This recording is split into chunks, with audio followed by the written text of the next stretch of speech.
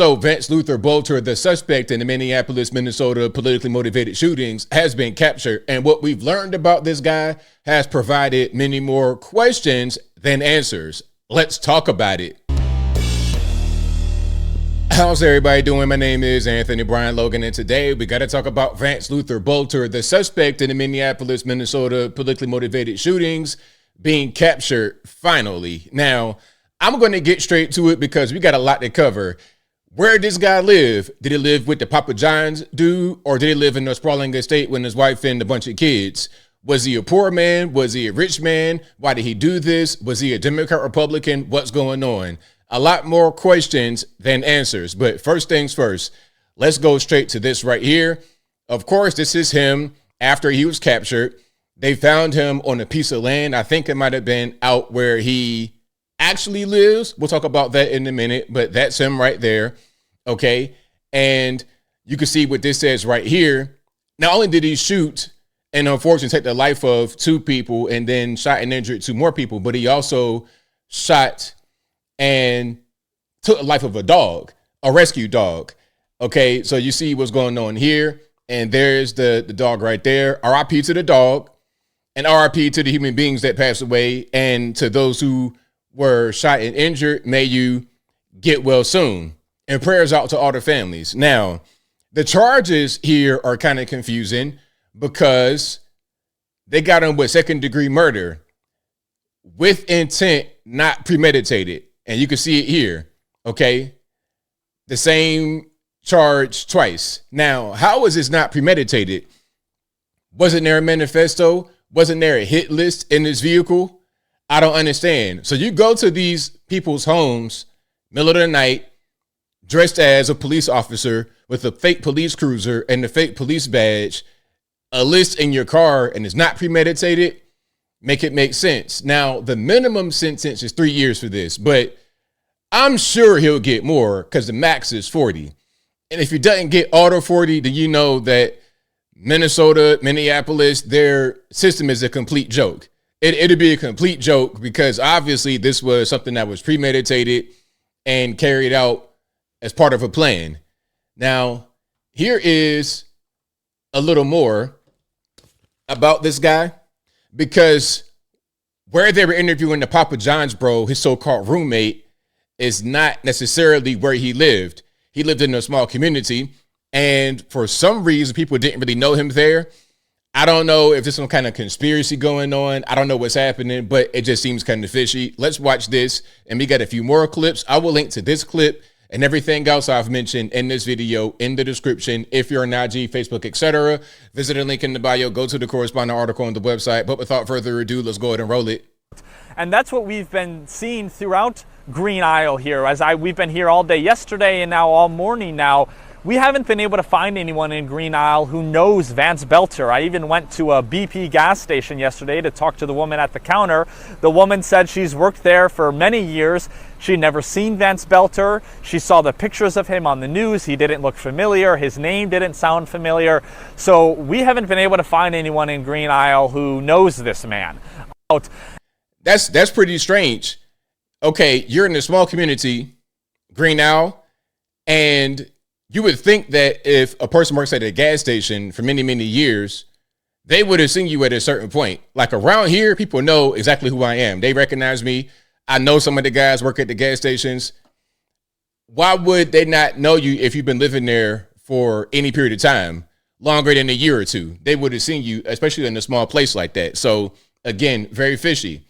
Now, this is the home that they raided at first with the Papa John's bro. We'll get to that in a minute. You can see the busted out windows and whatnot from when the SWAT team came in. Okay.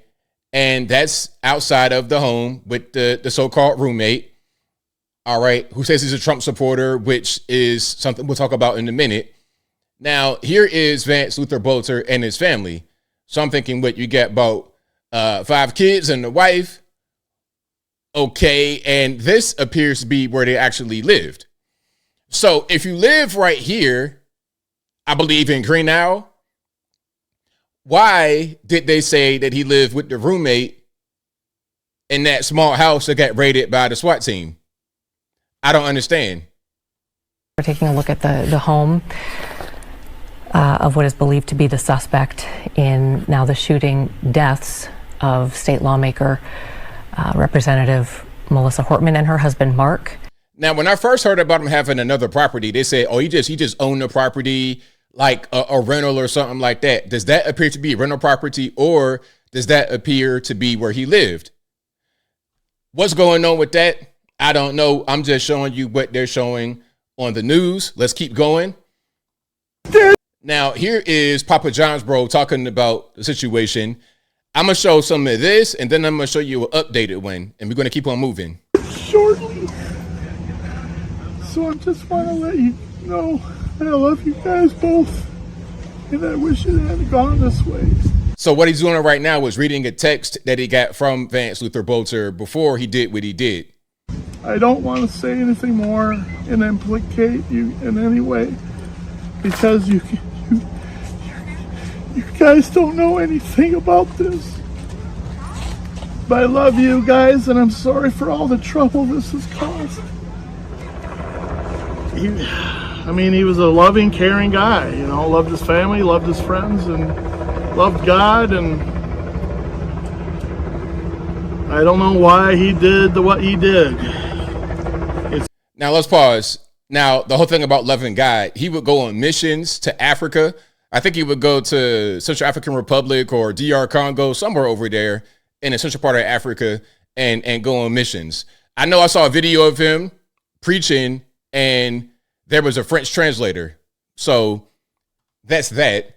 The roommate says that he would go out there and spend all his money in Africa, and he kind of went broke because when he came back from Africa, he's trying to get rehired at certain jobs.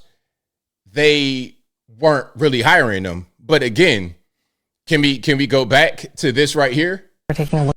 Okay, does this appear to be the home of a man who's broke and trying to work little odd jobs to make a living? I don't understand. It doesn't make any sense, but let's keep going. Here's more from the roommate.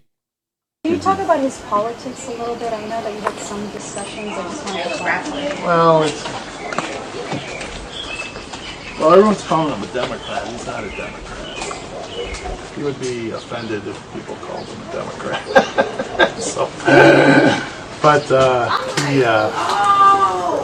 Because of this board thing he was on for Governor Walz. Let's pause. Now, Tim Walz appointed Vance Luther Boelter to a 4-year term on a board in Minnesota. And the purpose of the board was to get business-minded people from all, left, right. It's not really a party thing from what I read. But the whole point is to get them in there to give ideas to the state government as it relates to business. That's what I read. It wasn't to serve. He was just serving the community. But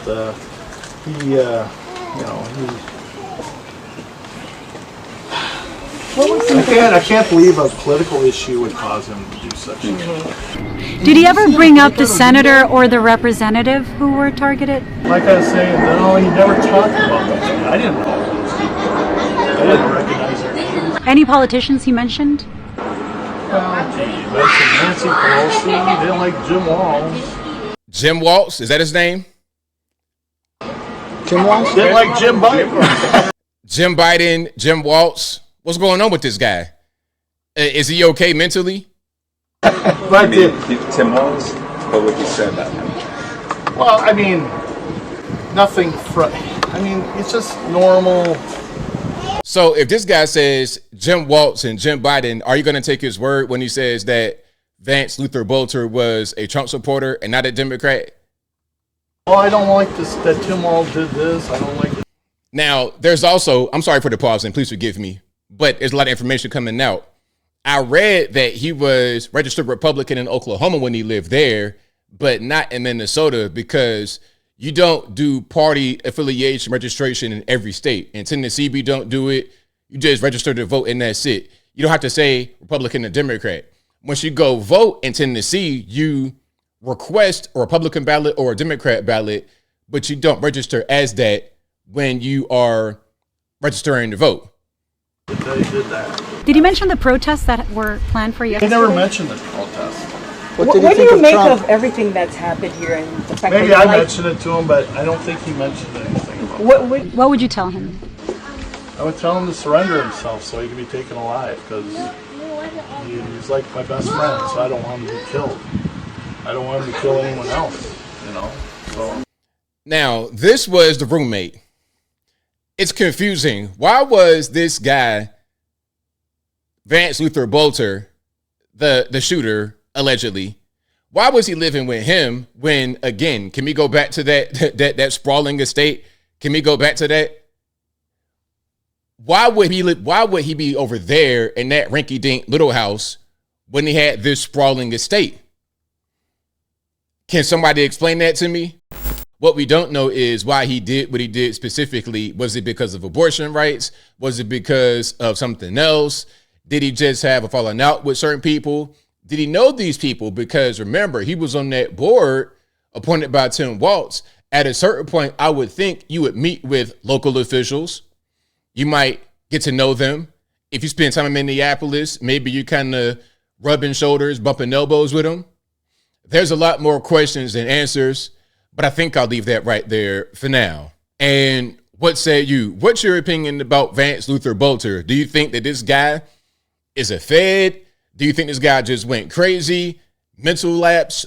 What's your opinion about why this guy did what he did? Also, what's up with the housing situation? You got this beautiful estate. You got a wife and a bunch of kids, but you were living with Papa John's bro. Why did he call Tim Walz Jim Walz? Why did he call Joe Biden Jim Biden? Do you only know one name, Jim? Are you okay mentally? Whatever your thoughts are, let me know in the comments below. You guys know where I'm at. There's a lot more questions than answers, but I will say that this stinks. It most certainly stinks. I don't have all the answers. I don't have the conclusion, but what I will say is from what we know, this stinks. Whatever your thoughts are, please let me know in the comments below. And that's all I got to say for this video. If you like what you heard, please comment, rate, share, and subscribe. Peace.